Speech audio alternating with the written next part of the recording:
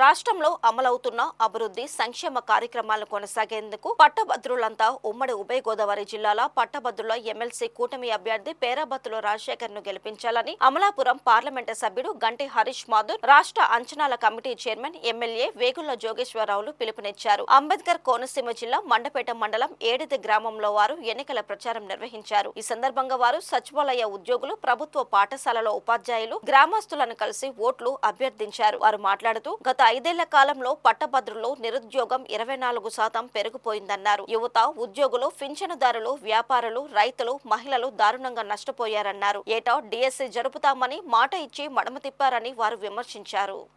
ఈ ప్యాంప్లెట్ అంతా కూడా మీ అందరికీ అప్లై చేయడం జరిగింది. ఈ ప్యాంప్లెట్లోని పేరాబత్తులు 1వ స్థానంలో పేరాబత్తుల రాజశేఖర్ గారు ఉంటారు. పేరు పక్కన బొమ్మ ఉంటుంది. దాని పక్కన మీరు 1 వేసి, 1 అంటే ఈ విధంగానే రాయాలి. మరొక విధంగా దాన్ని స్పెల్లింగ్ కింద అయినా కానీ ఏ విధంగా రాయకూడదు. అది కూడా వాళ్ళు ఇచ్చిన పెన్తోనే మీరు రాసే బాధ్యత మీరు తీసుకుని, అలాగే దీంతో పాటు ఫస్ట్ ప్రిఫరెన్స్ ఓట్ ఆయన ఒక్కరికే వేసి మిగతా ఓటు ఎవరికి వేయకుండా మీరు ఆయన ఓటేసి ఆయన గెలిపిస్తారని ఈ సభాముఖంగా మీ అందరికీ కోరుకుంటూ సెలవు తీసుకున్నాను.